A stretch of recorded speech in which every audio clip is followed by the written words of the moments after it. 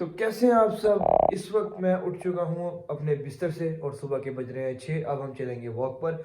और वॉक पर जाने से पहले मैं आपको बताता चलूँ, ये सब चीज़ें आपको दिखाने का मकसद और आपको बताने का मकसद ये है कि ज़िंदगी जितनी मर्जी मुश्किल हो, हमें फिटनेस को अपनी ज़िंदगी का हिस्सा ज़रूर रखना चाहिए। अब देखें, मैं इस उम्र में फिटनेस कर रहा हूँ और इस उम्र में इतनी सारी एक्टिविटीज़ कर रहा हूँ। मैं क्यों कर रहा हूँ?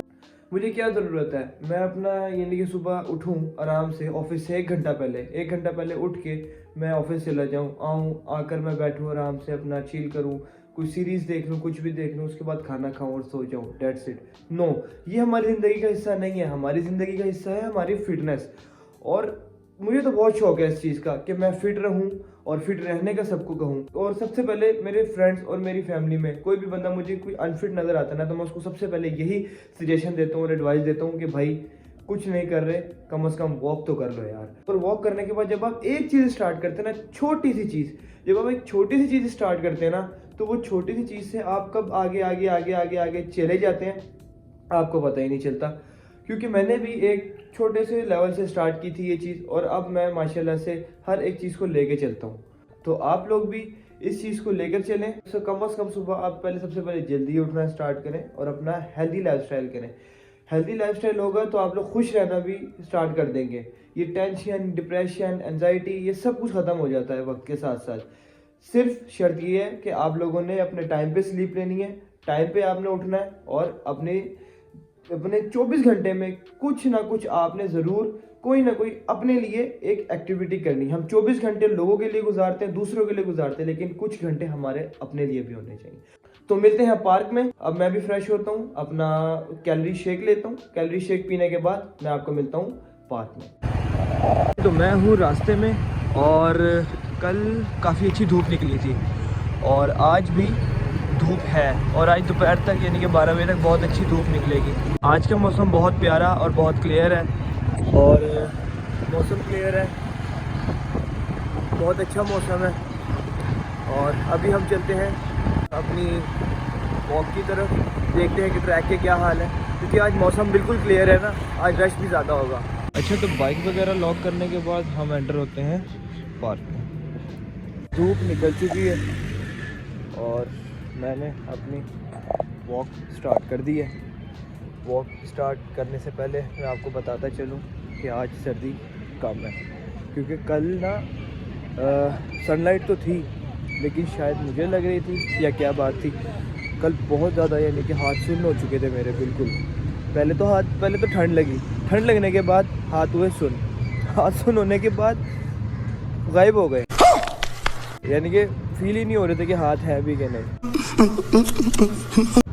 खैर, तो अब हम अपनी वॉक को करते हैं स्टार्ट, और वॉक स्टार्ट करने के बाद हम उसी तरह एज़ पर शेड्यूल हम अपनी करेंगे स्प्रिंट जी। तो मेरा वॉक का सेशन हो गया एंड अब हम स्टार्ट करेंगे अपनी स्प्रिंट, और लेट्स सी, देखते हैं कि हमारी क्या पोजीशन है स्प्रिंट में और क्या इम्प्रूवमेंट आई हमारी स्प्रिंट में। तो इसको स्टार्ट करते हैं। बिस्मिल्लाह।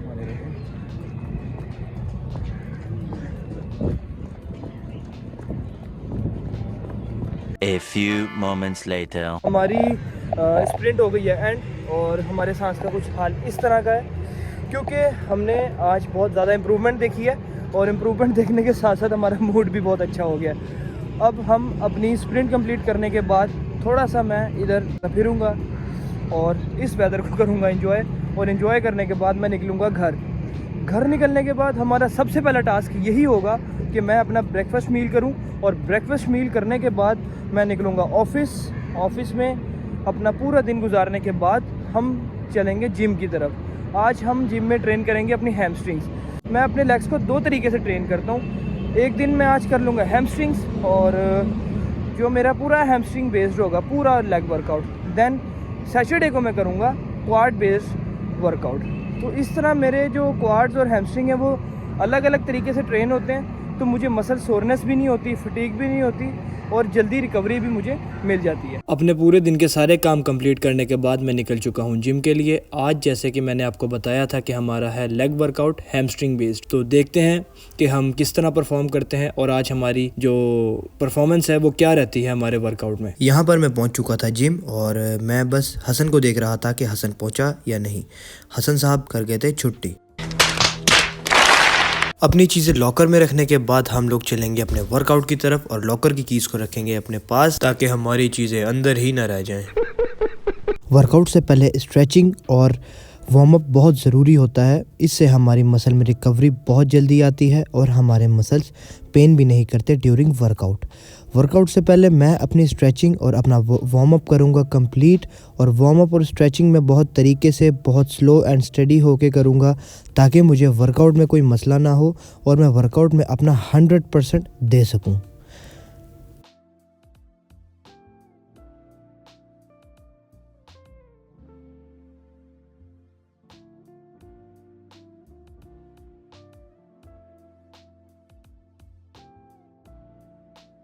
ये है हमारा थाई एरिया जहाँ पर हम अपना लेग का each and every workout complete कर सकते हैं। यहाँ पर ईच एंड एवरीथिंग अवेलेबल है लेग वर्कआउट के लिए। अपने वर्कआउट को स्टार्ट करेंगे हम लाइंग हैमस्ट्रिंग कर्ल से। ये हमारी हैमस्ट्रिंग के लिए बहुत ही अच्छी आइसोलेट मूवमेंट है जिससे हमारी हैमस्ट्रिंग अच्छे से हिट हो जाती हैं। देन हम उसके बाद स्टार्ट करेंगे लेग प्रेस। लेग प्रेस जो कि एक कंपाउंड मूवमेंट है, तो इस पे हम वेट हैवी लेंगे और हैवी वेट का हरगिज़ मतलब ये नहीं है कि आप सिर्फ और सिर्फ वेट लगाते जाएं। मैक्सिमम वेट हम उतना लेंगे जितना हम आराम से अपने कंप्लीट रेप्स को परफॉर्म कर सकें। इसमें मैंने अपनी फीट्स की पोजीशन को थोड़ा वाइड रखा है और थोड़ा अप रखा है जिससे लोड सिर्फ और सिर्फ मेरी हैमस्ट्रिंग्स और ग्लूट्स पे आएगा और मेरे क्वाड्स पे नहीं जाएगा। अब मैं परफॉर्म करूंगा सुमो स्क्वाट्स, और सुमो स्क्वाट्स में हमारी फीट्स की पोजीशन दोबारा से वाइड रहती है और वाइड पोजीशन से हमारी हैमस्ट्रिंग और हमारे ग्लूट्स में एक अच्छा स्ट्रेच एंड स्क्वीज आता है। मैं दोबारा से यही कहूँगा और यही एडवाइस दूंगा कि हर एक्सरसाइज को हम स्लोली और कंट्रोल वे में परफॉर्म करें।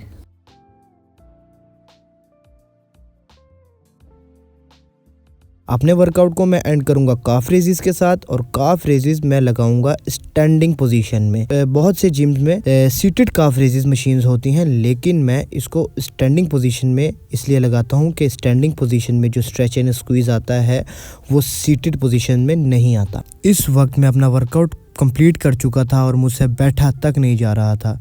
मैंने बैठ के थोड़ा सा रेस्ट किया और फिर उसके बाद थोड़ा सा सांस लेकर जैसे ही मैं उठा तो